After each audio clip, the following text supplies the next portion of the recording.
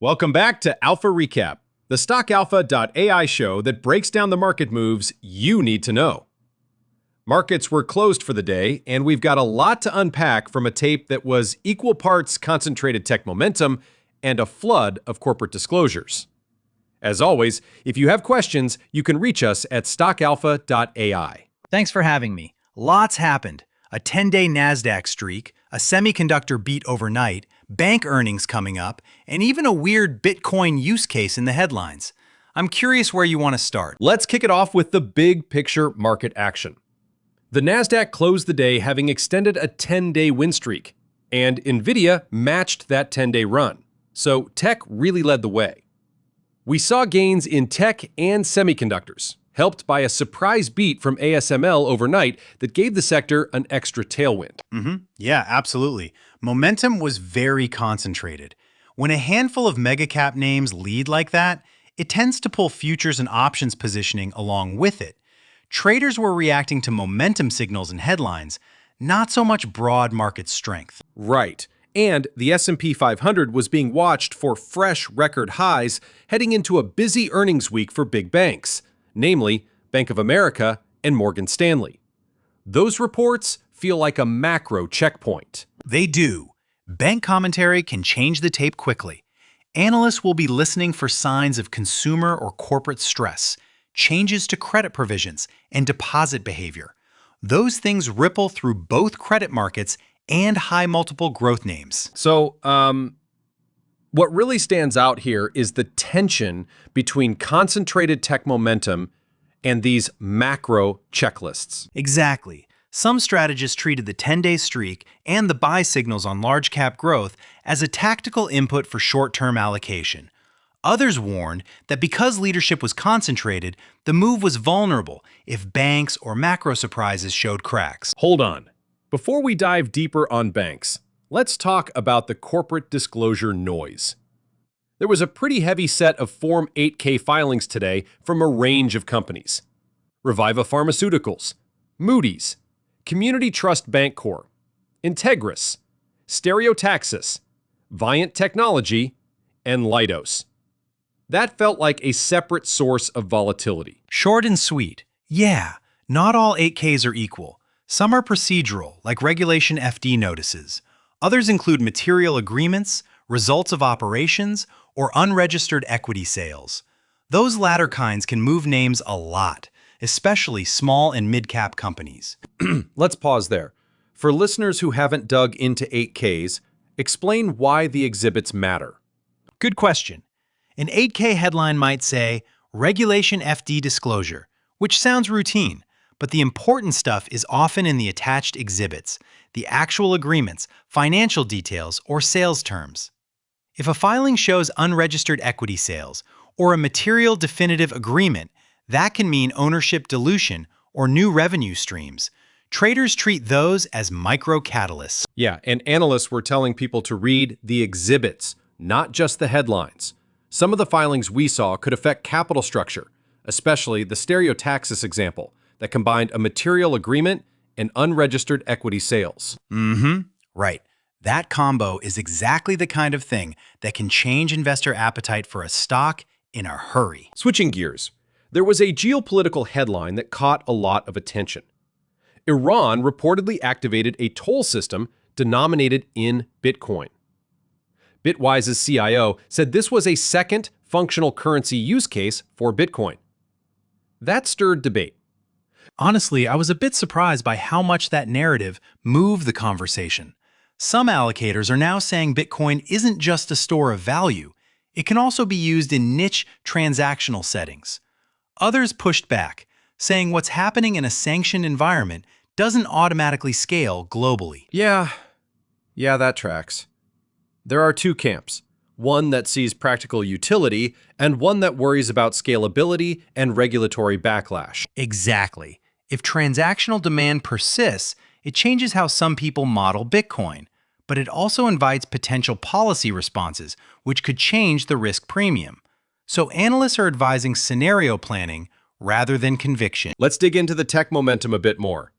The 10-day Nasdaq streak is statistically unusual. Explain in plain terms why that matters and why momentum indicators were flashing buy signals for names like NVIDIA and Alphabet. Sure, a 10-day streak tells you there's persistent buying pressure, not just a one-day pop. When megacaps lead, options and futures positioning can amplify moves. People buy calls, dealers hedge, and that creates more delta in the market. Momentum indicators, things like moving average crossovers or relative strength readings, were aligning to give tactical buy signals. Traders who follow those signals tend to react faster to news, which increases the chance of sharper intraday moves on headlines. Short reactions. Right. Yeah.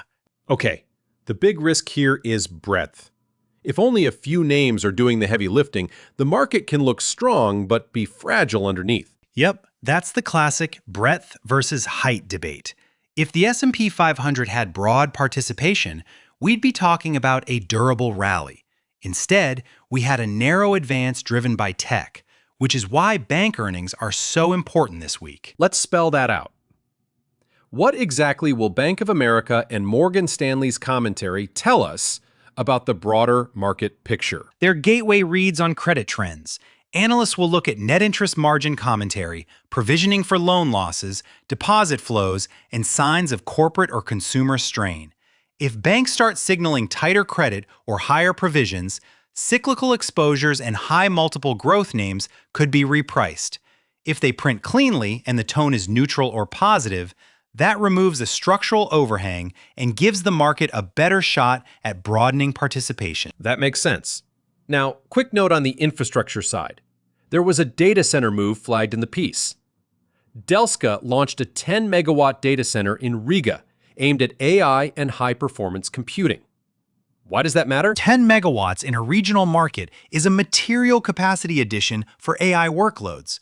Those facilities demand premium power, advanced cooling, and high-performance interconnects, which tend to attract hyperscalers and specialized compute customers. For infrastructure investors, that's the kind of capacity that can command higher rents and change regional supply dynamics. And to add to that, the point is not just more square footage. It's specialized capacity for AI, which is a higher value product in the data center world. Right, and that supports selectivity among operators. Not every data center benefits equally from the AI build-out. Now, on the subject of 8Ks again, some filings were tiny and procedural, others were several megabytes long and potentially game-changing. What should listeners do if they want to follow these filings themselves? Start by opening the exhibits. If an 8K looks routine, the exhibits often confirm that. But if you see references to material agreements or equity sales, dig in. Analysts also suggested tracking accession numbers if you want to pull documents directly from the SEC database. We put more detail in our write-up on stockalpha.ai if anyone wants those links. Good plug. Now, let's summarize where experts agreed and where they diverged on today's tape. Consensus points. Everyone agreed that technology was the immediate market driver. The Nasdaq streak, NVIDIA's run, and the ASML beat were clear signals. Also, bank earnings were universally called out as critical macro reads, and most analysts emphasized reading 8K exhibits closely. Points of debate: momentum versus fundamentals. Is this move durable or fragile? Crypto's narrative shift. Does the Iran example meaningfully change Bitcoin's use case? And how to interpret certain 8Ks, routine noise or signs of deeper trouble? Nice. Let's run through implications for different investor types. Quick bullets, conversationally. Active traders. Momentum was alive. Buy signals favored short-term exposure, but with tight risk management because leadership was concentrated. Long-term growth investors. Encouraging action, but bank earnings and breadth are near-term checkpoints to watch.